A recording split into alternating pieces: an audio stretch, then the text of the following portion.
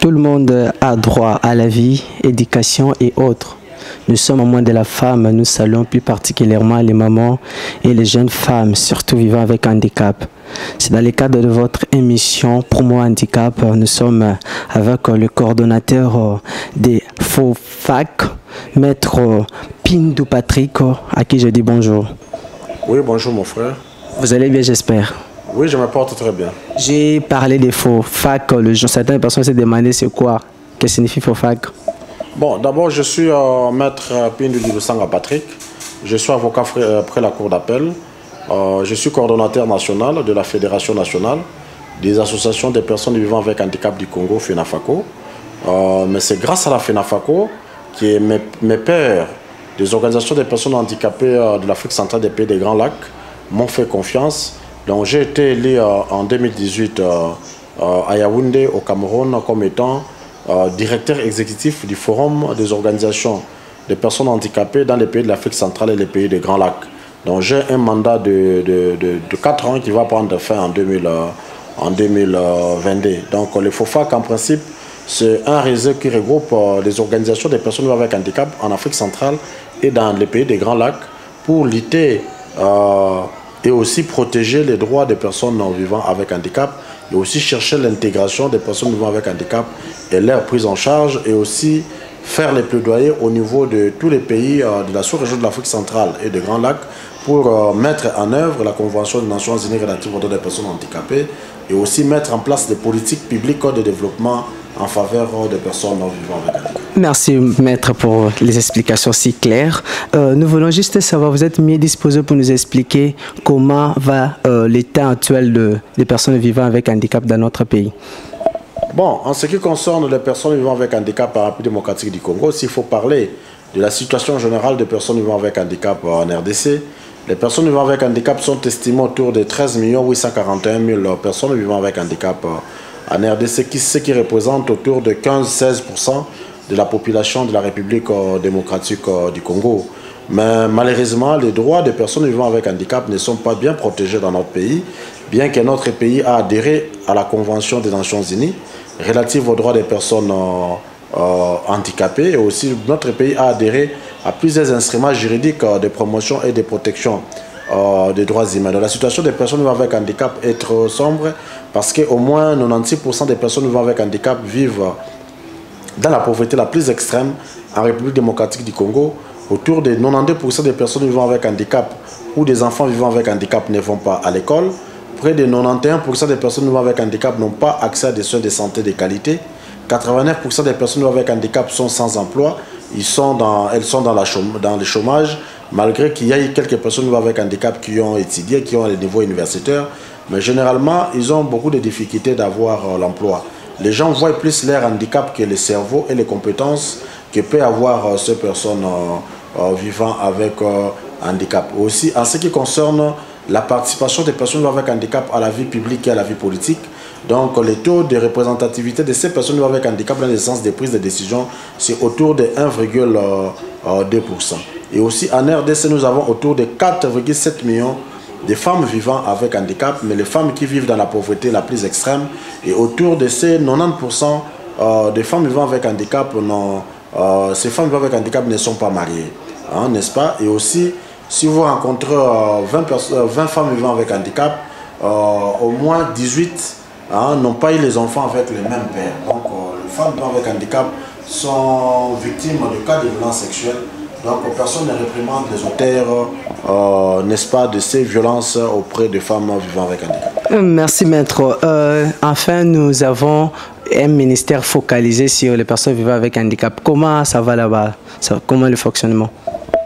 Bon, d'abord, la Fédération nationale des associations des personnes vivant avec handicap du Congo, FENAFACO, avait félicité le président de la République, son Excellence Félix-Antoine Tshisekedi Tshilombo, pour avoir pensé nommer un ministre délégué auprès des ministres des Affaires sociales chargé des questions des personnes vivant avec handicap. Nous pensons qu'avec l'avènement de ces ministères, beaucoup d'efforts doivent être faits pour pouvoir changer les conditions de vie des personnes vivant avec handicap. Aujourd'hui, quand même, nous avons des ministères, mais ça fait de la honte parce que quand vous allez sur les boulevards du 30 juin, vous continuez à voir des personnes vivant avec handicap, en particulier les aveugles qui sont en train de mendier.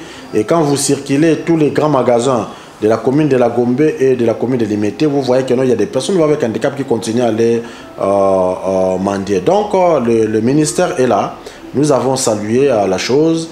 Je crois que maintenant là, il faut qu'il y ait des réformes des politiques publiques en faveur des personnes vivant avec handicap dans notre pays. Donc le ministère doit faire un grand travail d'encadrement des personnes vivant avec handicap. Le ministère doit chercher des subventions, n'est-ce pas, pour appuyer des microcrédits des personnes vivant avec handicap.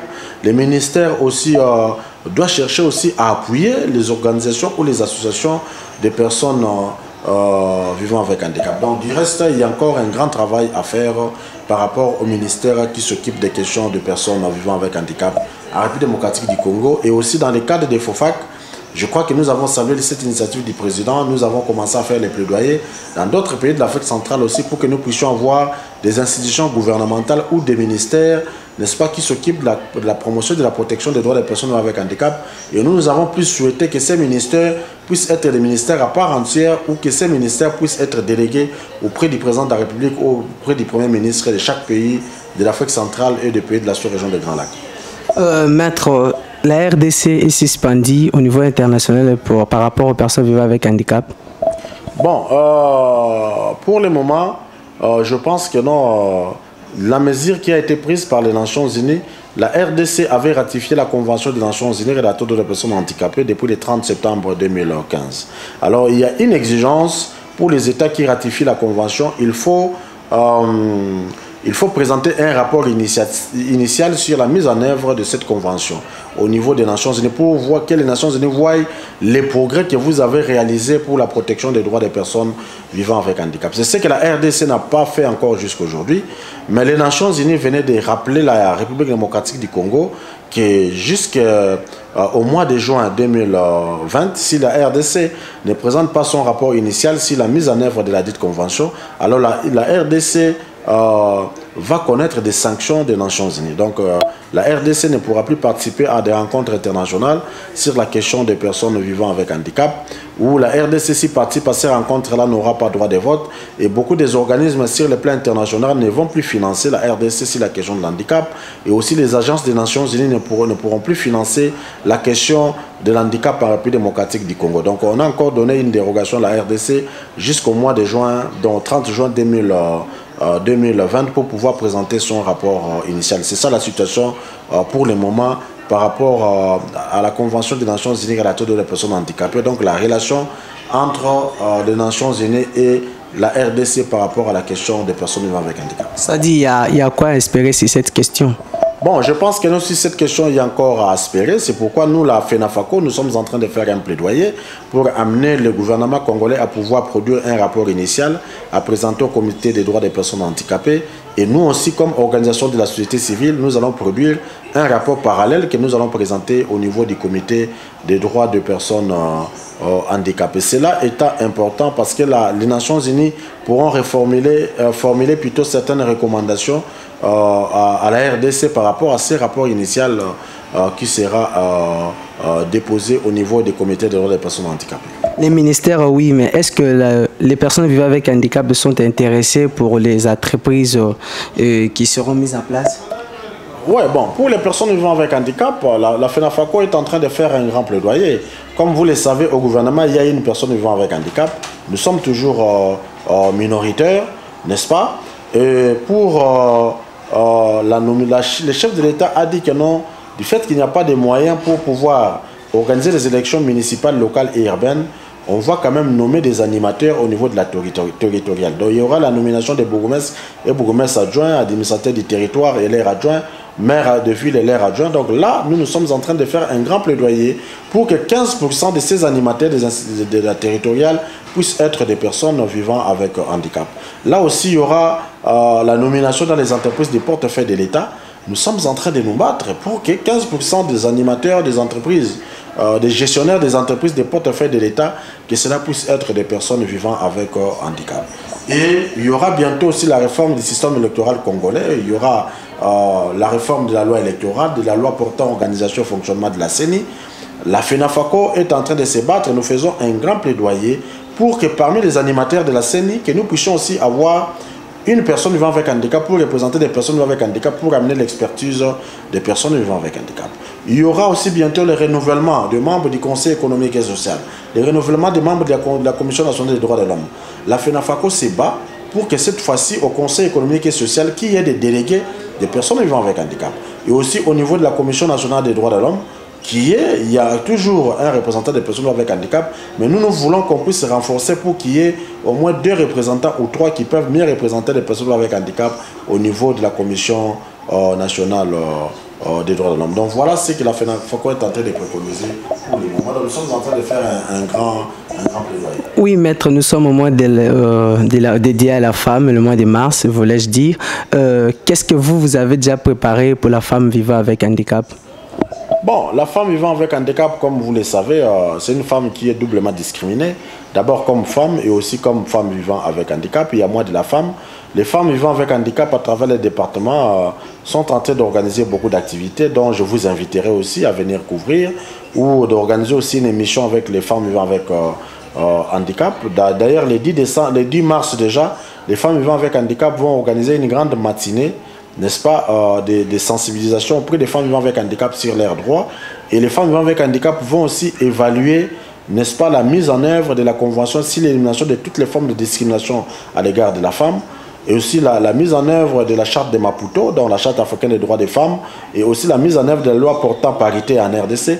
Ils vont évaluer comment la RDC a respecté ses engagements en ce qui concerne la protection des droits des femmes vivant avec handicap. À part cela, il y aura des activités qui seront organisées à l'intérieur des pays, notamment à Lukula, à Tchela. Les activités seront organisées à Boma, dans les secteurs de Bukangalonzo, à Chikapa, à Inongo, à Lodja, n'est-ce pas, par rapport à la question de la femme, la sensibilisation sur les droits des femmes vivant avec handicap, qui sont d'abord dans un instrument juridique international et régional, et aussi plus particulièrement dans la Convention des Nations Unies relative aux droits des personnes handicapées, et aussi dans les protocoles à la Charte africaine des droits de l'homme et des peuples relatifs aux droits des personnes handicapées en Afrique. Nous voulons que cette femme-là vivant avec handicap puisse être protégée comme toute autre femme, que quand les femmes organisent leurs activités, les organisations de la société civile comprennent en compte la question de la femme vivant avec handicap. Dans tous les combats que la femme est en train de mener, que ces femmes-là aussi puissent se souvenir qu'à côté, il y a leurs sœurs,